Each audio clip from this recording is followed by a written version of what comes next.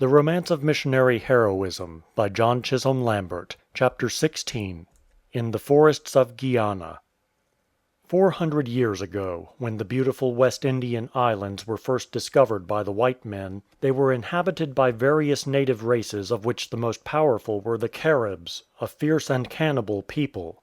The original home of the Caribs, according to all their own traditions, was on the mainland of South America, in the dense forests which stretch along the lower reaches of the great river Orinoco. From the wide mouths of that river they had issued from time to time in their war canoes and swept like a storm cloud on the nearer islands of the West Indian archipelago, killing and devouring the gentle and peaceful Arawaks and Waraoons who were in possession before them. In Robinson Crusoe we have the most vivid description in English literature of those cruel Caribs of long ago. For though Alexander Selkirk served as the prototype of Defoe's immortal story, and Juan Fernandez in the South Pacific was the island in which that Scottish buccaneer was marooned for several years, it is really one of the West Indian islands, perhaps Tobago, that Defoe takes as the stage of Crusoe's exploits and experiences. The incident of the footprint on the sand, as well as the decidedly tropical vegetation of the island, is undoubtedly adopted from West Indian sources. And the cannibal scenes which are described with so much realism are probably derived from the writings of the early voyagers, who told of the inhuman habits of that savage Indian race which gave its name to the fair waters of the Caribbean Sea.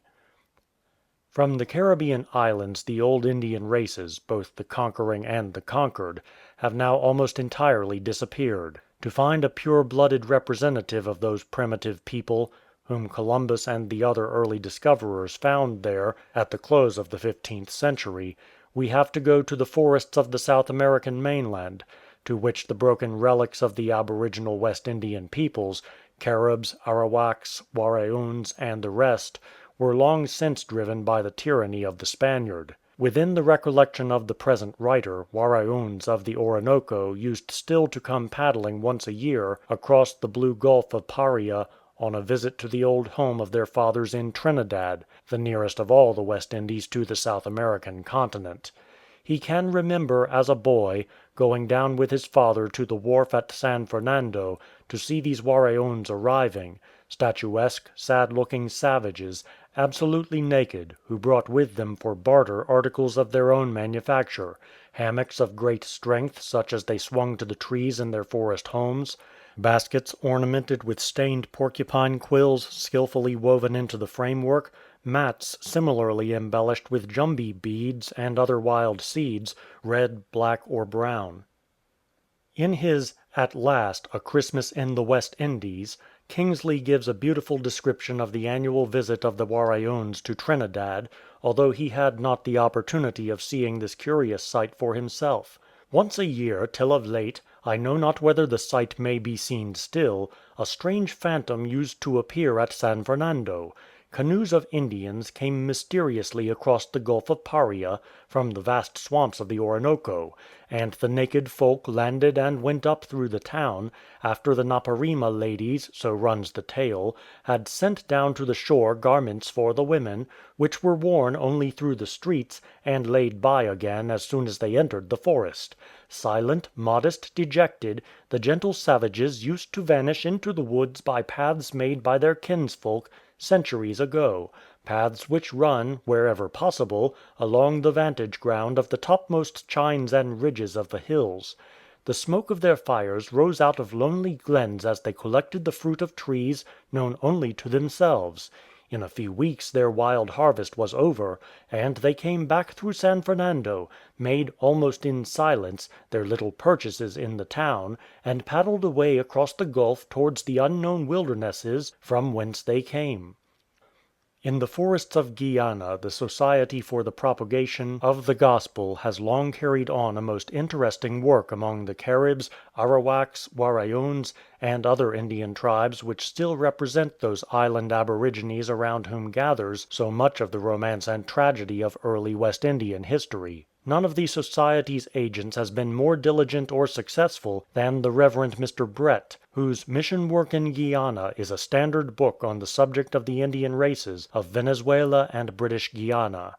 We shall follow Mr. Brett as he tells us something of his canoe voyages on the rivers and itabos of the Essequibo district, of his tramps through the tropical forests and swamps, of dangers from pumas and jaguars by land and alligators and camotes by water, of the ways and thoughts of the Indian folk, and the power of religious truth to deliver them from the tyranny of immemorial superstitions and make them good Christians as well as law-abiding British subjects. It is more than 60 years since Mr. Brett began his labours among the Indians of Guiana, and his task was beset in those early days by many serious difficulties. One was the wild character of the people, and their hostility, the hostility especially of their sorcerers, to the teachers of a new religion. Mr. Youd, a predecessor of Mr. Brett's, had received a gift of poisoned food from one of these sorcerers, with the result that he and his whole family were poisoned. His wife and children all died, and though he himself lingered on for a few years, it was in shattered health, while he too eventually succumbed to the fatal influences in his blood. Another difficulty was caused by language, for in penetrating into the country the traveller, as he leaves the coast and plunges into the forest, passes rapidly from one tribe to another, all speaking different tongues.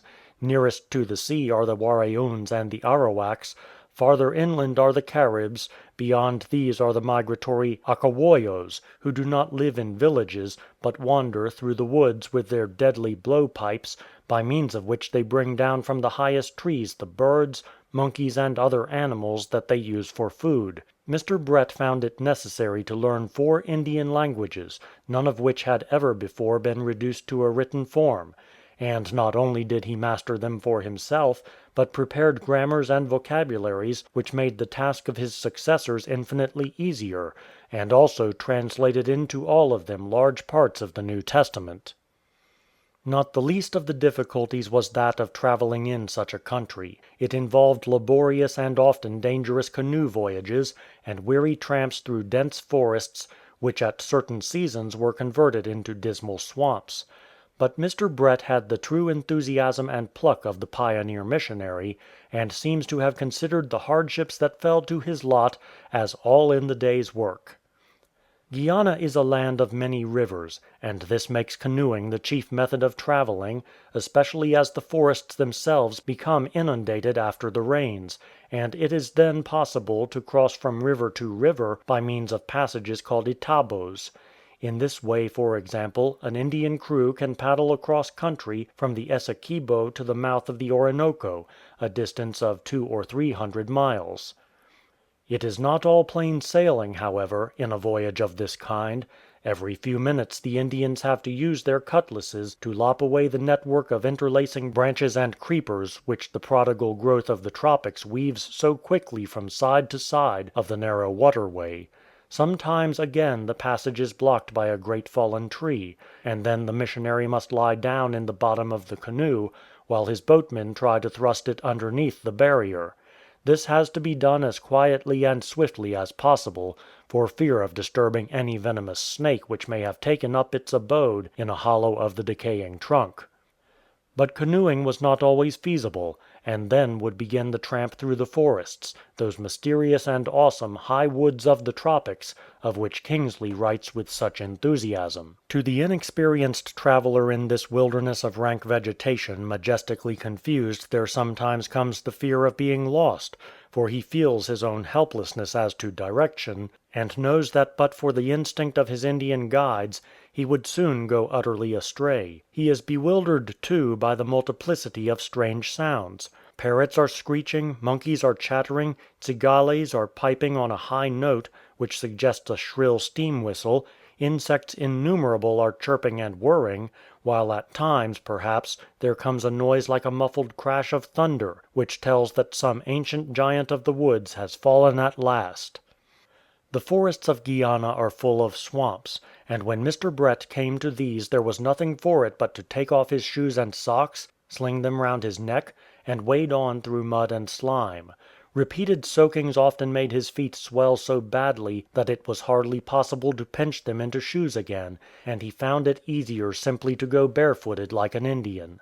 But this also had its disadvantages, for alternate wading through marshes and walking with bare feet over the burning sandy soil brought on painful blains which, unless great care was taken, would pass into ulcers. Sometimes the swamps were so deep that they could not be waded, and the only means of crossing was by trees cut down and thrown across. These primitive forest bridges, which are also used for crossing the smaller streams and ravines, are often of considerable length.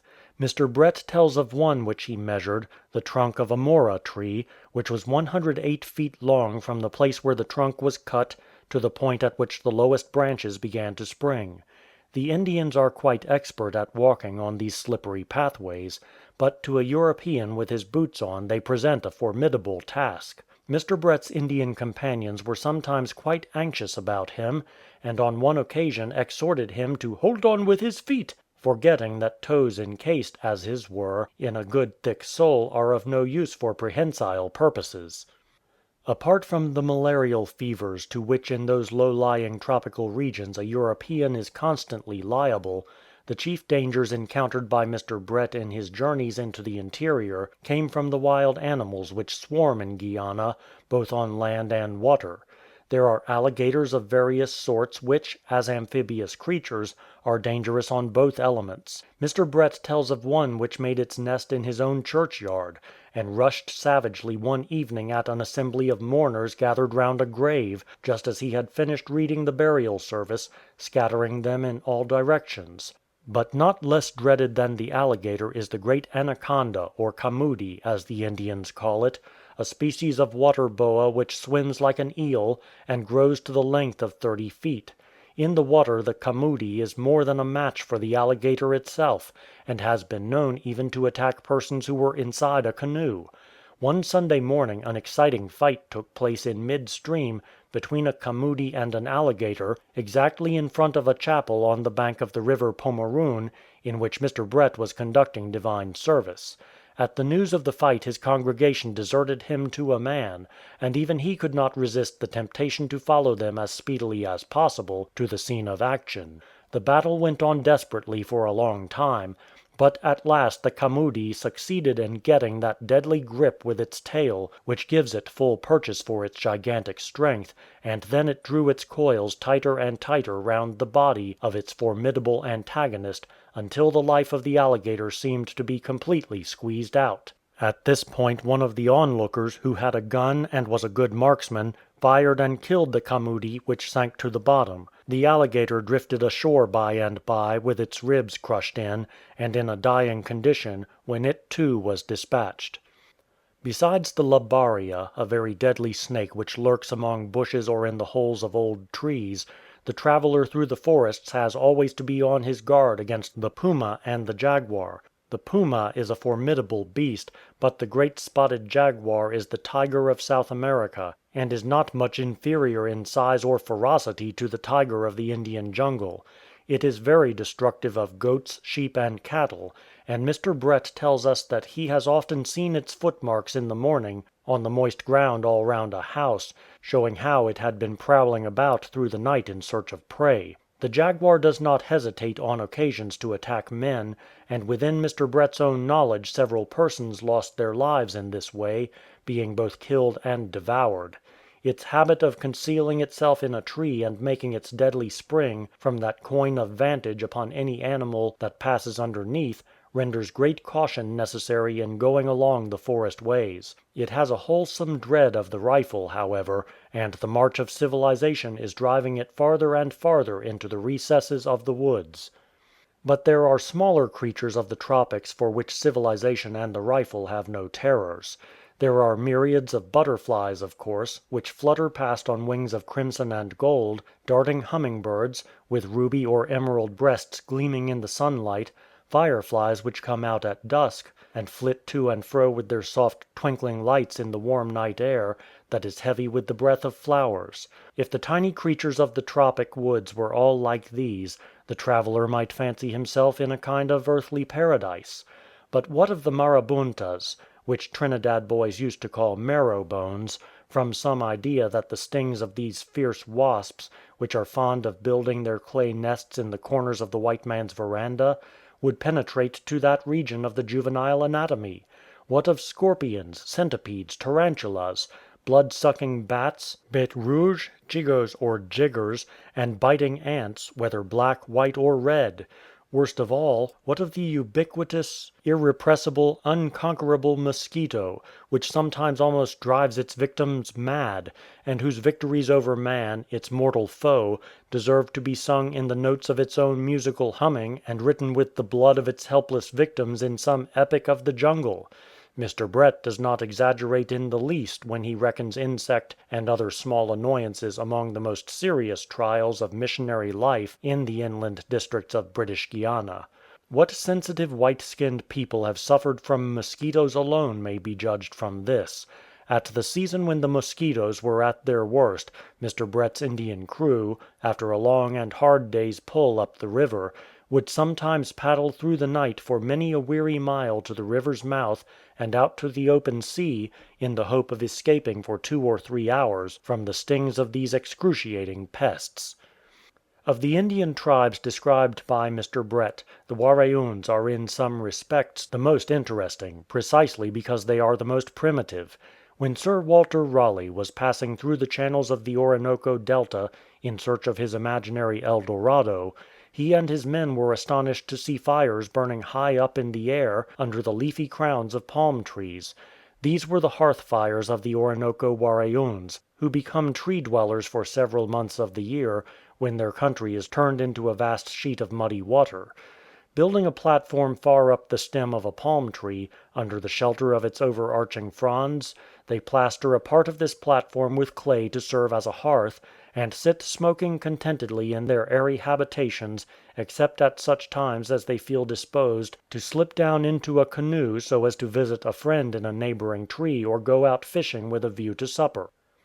The Waraoons of Guiana are not tree dwellers, for the floods on their rivers are not so severe as to make this necessary. But they are just as simple and unsophisticated as their brethren of the Orinoco. Except when Europeans come into their neighbourhood and set up a standard and a rule of social decency, both men and women go absolutely naked. They are gentle and unwarlike, even as their forefathers were 3 or 4 centuries ago, when the Caribs swept down upon them and drove them into the swamps. While skilful in their own arts of canoe hollowing and hammock weaving, they are extremely easy-going in their way of life, and combine a good-natured disposition with a vein of humour which is somewhat rare among the Indian peoples. Like all other Indians, they have a genuine belief in the Great Spirit, and they have many legends of their own about him and his dealings with men. The account they give of their origin is striking, though with a touch of the grotesque humour which characterizes them. The Waraoons, they say, originally dwelt in a country above the sky. The arrow of a bold hunter, falling by chance through a hole, revealed to this hunter the existence of the lower world. Making a rope of cotton, he descended by it to the earth, and when he climbed up again brought such a glowing report of the game that swarmed in earthly forests, that the whole race was tempted to come sliding down the cotton rope out of the paradise above. The last to make the attempt was a woman, and she, being fat, stuck in the hole and could neither squeeze herself through, nor yet struggle back again. There she remains to this day, and that is the reason why the human race cannot even peep through the hole in the sky into the world above. A curious version, we may think, of the story of Paradise Lost, and an equally curious version of woman's responsibility for the absolute closing of the gates of Eden. Among all the Indian tribes of Guiana, Piai men, or sorcerers, are the priests of religion. The Piai man corresponds to the medicine man of the North American Indians and the Obeah man of Africa. No one dares to oppose him in anything, for he is an expert in poisons, and his enemies have a way of dying suddenly. In sickness the most implicit confidence is placed in his powers, which to some extent are medicinal no doubt, for he generally has a real acquaintance with the healing virtues of the plants of the forest, but to a much greater degree are supposed to be supernatural. His special function is to drive away the evil spirit that has taken possession of the sick man. This he does by rattling a hollow calabash containing some fragments of rock crystal, an instrument of magical efficacy and the peculiar symbol of the Piai man's office, by chanting a round of monotonous incantations, and by fumigating the patient plentifully with tobacco smoke, the incense of this Indian weed being firmly believed to exert a potent if mysterious influence. It was naturally from these piai men that the strongest resistance came to the introduction of Christianity among the Indians of Guiana. One of them, as has been mentioned already, poisoned an English missionary and his family, and Mr. Brett himself was frequently warned that the sorcerers were going to piai him also. Instead of this a strange thing happened. Sakibara, Beautiful Hair, the chief of the Arawaks and their leading sorcerer, became disgusted with the tricks and hypocrisies of his profession, broke his maraca or magical calabash rattle, and came to Mr. Brett's hut, asking to be taught about the great Our Father who dwelleth in heaven. By and by he was baptized, receiving, instead of his heathen name, the Christian name of Cornelius. Cornelius the Arawak was a man of great intelligence, and it was with the aid of this converted Indian and his family that Mr. Brett was able to carry through his first efforts at translation. Still better things ensued, for 5 other sorcerers followed the example of Cornelius, gave up their maracas to Mr. Brett in token that they had renounced the practice of magic, and became faithful and useful members of the Christian Church. Evangelists arose among the Indians themselves. Chapels sprang up here and there in the depths of the forest, 2 of them, as was accidentally discovered at a later stage, having been built on ancient cannibal mounds. Struck by the appearance of these mounds, Mr. Brett was led to undertake a little excavation, and his researches speedily proved that the very spots where the house of God now stood, and Christ's gospel was preached from Sunday to Sunday, had once been the kitchen middens of large cannibal villages. There, heaped together, were the skulls and other bones of human beings slaughtered long ago, these skulls and bones being invariably cracked and split, in a way which showed that the hungry cannibals in their horrible feasts had eaten the very brains and marrow of their victims. We speak of the romance of missions, and even from the most external point of view they are often full of the romance that belongs to all heroism and adventure. But to those who look deeper the spiritual romance is the most wonderful, the transformation of character and life, the turning of a savage into a Christian. In the Pomeroon district of Guiana, the centre of Mr. Brett's labours, more than 5,000 persons have been brought into the church through baptism. As for the moral and spiritual effect of his patient and heroic exertions, we may cite the testimony of the Pomeroon civil magistrate, who at first did not encourage Christian work among the Indians. "A more disorderly people than the Arawaks," he wrote, "could not be found in any part of Guiana. Murders and violent cases of assault were of frequent occurrence. Now the case is reversed. No outrages of any description ever happen. They attend regularly divine service, their children are educated, they themselves dress neatly, are lawfully married, and as a body there are no people in point of general good conduct to surpass them. This change, which has caused peace and contentment to prevail, was brought about solely by missionary labour."